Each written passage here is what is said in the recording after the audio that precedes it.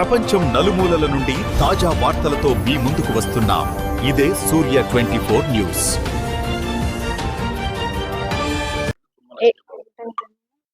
మధ్యాహ్నం 2 గంటలు.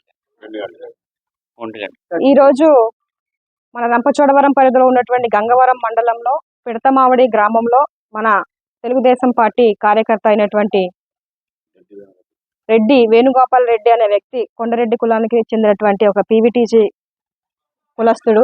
ఆయన మీద మన గంగవరం మండలానికి చెందినటువంటి వైఎస్ఆర్సీపీ మండల అధ్యక్షులు యజ్జా వెంకటేశ్వరరావు అనే వ్యక్తి చాలా కిరాతకంగా చాలా దారుణంగా వ్యక్తిపై దాడి చేయించినటువంటి ఘటన ఈ రోజు మధ్యాహ్నం 1:02 ఆ సమయంలో జరగడం జరిగింది. పాపం ఆ వ్యక్తి తన పని మీద తాను చేసుకుంటూ రోడ్డు మీద వెళ్తా ఉంటే పిలిచి మరీ మీరు గ్రామంలో మేమే పెద్దవాళ్ళం, మేము చెప్పినట్టుగా మీరు చేయాలి, మీరెంత వాళ్ళు అని చెప్పి ఆ వ్యక్తిని బెదిరించి ఆయనతో పాటు ఉన్నటువంటి మిగతా నలుగురితో కలిసి కత్తితో దాడి చేయడం వల్ల ఈ రోజు ఆ వ్యక్తికి మొత్తం బాడీ అంతా కూడా ఫ్రాక్చర్ అవ్వడం జరిగింది. ఆయనకి కత్తితో దాడి చేసిన ప్రాంతంలో ఒక 4 స్టిచెస్ కూడా పడ్డాయి. అదే విధంగా బాడీ అంతా కూడా దెబ్బలతో ఉన్నటువంటి పరిస్థితి ఇప్పుడు మేము స్వయంగా చూడడం జరిగింది. ఎంత దారుణమైనటువంటి పరిస్థితులు అంటే, మేము ఉమ్మడి కూటమి ప్రభుత్వం అధికారంలోకి వచ్చిన సంవత్సరంన్నర అవుతున్నా సరే దాదాపుగా మా ఏజెన్సీ ప్రాంతంలో ఇదే ప్రతి మండలంలో కూడా జరుగుతున్నటువంటి పరిస్థితి. మేము మా కార్యకర్తకు ఒకటే చెప్పుకుంటా వస్తూ ఉన్నాం, మన నాయకుడు చాలా జెన్యూన్ అయిన మనిషి, ఒక పార్టీ సిద్ధాంతాలు కలిగినటువంటి వ్యక్తి. ఎవరో ఏదో చేశారు, మన కుట్రలు కుతంత్రాలు చేసి వాళ్ళలాగే మనం బిహేవ్ చేద్దాం, గత ప్రభుత్వంలో ఎట్లా బిహేవ్ చేశారు అట్లాగే మనం ఉందాం అనేటువంటి వ్యక్తిత్వం కలిగినటువంటి నాయకుడు కాదు మన చంద్రబాబు నాయుడు గారు.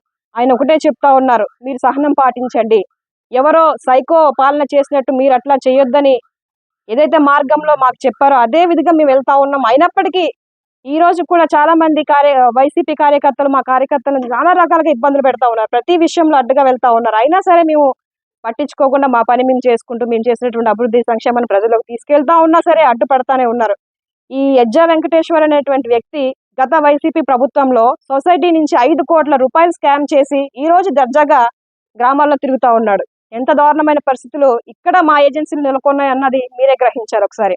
ఇదంతా ఎందుకు జరుగుతుంది, మీ ఏజెన్సీలోనే ఇట్లా ఎందుకు జరుగుతుంది అంటే దానికి ఒక కారణం ఉంది. Door delivery Anantha Babu psycho Jaganmohan రెడ్డిని చూసుకొని ఈ డెలివరీ అనంతబాబు ఏం చేస్తా ఉన్నాడంటే అక్కడ ఉన్నటువంటి వైసీపీ కార్యకర్తలు రెచ్చగొడతా ఉన్నాడు. ప్రతి ఒక్క వైసీపీ కార్యకర్త ఒక అరాచకంగా వ్యవహరిస్తా ఉన్నారు ప్రతి గ్రామంలో కూడా. ఇప్పటికీ మేము అధికారంలో ఉన్నప్పటికీ కూడా ఆ పథకాలు మేమే ఇచ్చాం, మీకు ఇంకా మా పార్టీలోకి రాకపోతే మేము చెప్పిన మాట వినకపోతే మీకు ఇది అది చేయమని అధికారులను బెదిరించిన పరిస్థితి. మొన్న చూస్తే మీరు పీసా గ్రామ సభల టైంలో కూడా ప్రభుత్వ అధికారుల్ని కొట్టినటువంటి పరిస్థితి. ఈ వ్యక్తే అందరినీ వెనకాల నుంచి మోటివేషన్ చేసి అధికారులను సైతం బెదిరిస్తున్నటువంటి పరిస్థితులు. ఇలాగా ఇంత దారుణమైనటువంటి పరిస్థితులు మా ఏజెన్సీలో ఉన్నాయి. దాదాపుగా ప్రతి మండలం ఇదే జరుగుతూ ఉంది. మేము మా కార్యకర్తలు చెప్తా ఉన్నాం, సహనం పాటించండి, ఎవరు సహనాన్ని కోల్పోవద్దని. అయినా సరే మా సహనాన్ని పరీక్షిస్తూనే ఉన్నారు. ఇది చాలా దారుణమైన చర్యలుగా మేము భావిస్తా ఉన్నాం. ఈ విషయం ఆల్రెడీ మా పార్టీ పెద్దల వరకు వెళ్ళింది, ఖచ్చితంగా యాక్షన్ తీసుకుంటాం. తప్పు చేసిన ప్రతి ఒక్కరి మీద కూడా మేము బాధ్యత తీసుకొని వాళ్ళకి తగిన గుణపాఠం చెప్పేంత వరకు మేము ఊరుకునే ప్రసక్తి లేదు. ఏదైనా న్యాయపరంగానే చట్టపరంగానే మేము వెళ్తాము. ఎందుకంటే మేము చేసిన తప్పు ఏమీ లేదు. ఆ కుర్రోడు ఆయన పని ఆయన చేసుకుంటా వెళ్తా ఉంటే పిలిచి మరి ఆయన మీద అటాక్ చేసినటువంటి పరిస్థితులు ఎంత దారుణంగా ఉన్నాయో మీరే గ్రహించాలి. దయచేసి నేను మా పెద్దలకి ఒకటే కోరుతా ఉన్నాను, ఇలాంటివి రిపీట్ కాకూడదు. ఏజెన్సీలో ఉన్నటువంటి అమాయక ప్రజలు ఎవరు కూడా బలి కాకూడదు. అంటే రోడ్డు మీద తిరుగుతూ ఇంకా మేము పోటుగాడమంటూ చెప్పుకుంటూ తిరుగుతా ఉన్నటువంటి డోర్ డెలివరీ అనంతబాబుని తక్షణమే ఆయన చేసినటువంటి తప్పుకి శిక్ష పడితే గాని ఈ అరాచక పాలన అనేది తగ్గదు. ఓన్లీ మన నియోజకవర్గంలోనే కాదు, రాష్ట్ర వ్యాప్తంగా కూడా ఇలాంటి పరిస్థితులే ఉన్నాయి. ప్రతి వైఎస్ఆర్సీపీ నాయకుడి నుంచి కార్యకర్త వరకు ఇలాగే బిహేవ్ చేస్తూ ఉన్నారు. ఎంత దారుణమైన పరిస్థితులు అంటే, మనం జరిగినటువంటి రైతన్న కార్యక్రమం ఒకటి అడ్డదిగలో జరుగుతుంటే ఒక వైసీపీ సర్పంచ్ వెళ్ళి సచివాలయంలో ఉన్నటువంటి ఎక్విప్మెంట్ అంతా భద్రకొట్టినటువంటి పరిస్థితి. అంటే వాళ్ళ అధికారంలో ఉన్నారు, మేము సర్పంచ్లము, మా మాట మీరు వినాలి అనేటువంటి పరిస్థితి. ఎమ్మెల్యే మేమైనా సరే అక్కడ ఉన్నటువంటి సర్పంచులు వైఎస్ఆర్సీపీ వాళ్ళ అరాచకాలు ఇంకా చిన్న స్థాయి నుంచే ఇలాంటి పరిస్థితులు ఉన్నాయంటే మీరే గ్రహించాలి ఎలాంటి పరిస్థితులు మేము ఎదుర్కొంటా ఉన్నాం అన్నది. దయచేసి ఇక నుంచి అయినా మీరు మారితే మీకే మంచిది, లేదంటే మీ పైన కఠినమైన చర్యలు కూడా తీసుకోవడానికి మేము వెనకాడము. ముఖ్యమంత్రి గారి దృష్టిలో మేము పెడతాము. ఖచ్చితంగా వైఎస్ఆర్సీపీ నాయకులు ప్రతి ఒక్కరికి ఈ రోజు మొదలుకొని ఇక్కడి నుంచైనా మీ ప్రవర్తన మారితే మీకే మంచిదని మేము హెచ్చరిస్తా ఉన్నాం.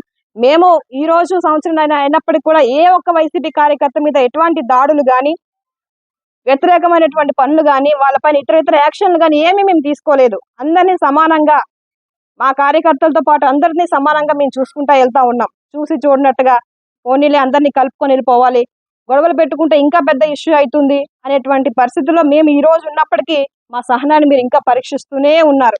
దయచేసి మీ ఈ యొక్క వైఖరిని మార్చుకుంటే మీకే మంచిది అని మరొకసారి ఖబర్దార్ వైఎస్ఆర్సీపీ నాయకులను బెదిరిస్తా ఉన్నాం. మీకు ఖచ్చితంగా చెప్తా ఉన్నాను. ఈరోజు సిఐ గారికి చెప్పాము, ఎవరైతే మా ఆయనకి ఇట్లా చేసినటువంటి పరిస్థితికి కారకులైనటువంటి 5గురి మీద కూడా ఖచ్చితంగా ఎఫ్ఐఆర్ మేము వేసేంత వరకు ఒప్పుకోము. ఆ కుటుంబానికి ఇప్పుడు ఆ వ్యక్తి భయపడతా ఉన్నాడు, నేను గ్రామానికి వెళ్తే నన్ను చంపేస్తారు అని చెప్పి. ఇంకా అబ్బాయి అక్కడే ఇన్సిడెంట్ జరిగేటప్పుడు ఆ కత్తితో దాడి చేసేటప్పుడు తోసేసి పారిపోయాడంట అబ్బాయి. ఎంత దారుణం అండి, ఒక వ్యక్తే ఉన్నాడు, అదే అక్కడ ఉంటే అతను నరికి చంపేసే వాళ్ళేమో, అంత భయపడతా ఉన్నాడు తను.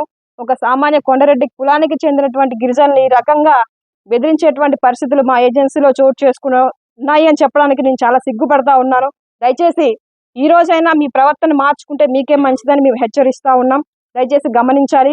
ఈ విషయాన్ని కూడా మేము ముఖ్యమంత్రి గారి దృష్టిలో పెట్టాము. ఖచ్చితంగా ఆ కుటుంబానికి ఆ వ్యక్తికి మేము న్యాయం చేసే బాధ్యత తీసుకుంటామని మరొకసారి తెలియజేస్తూ ముగిస్తా ఉన్నాను.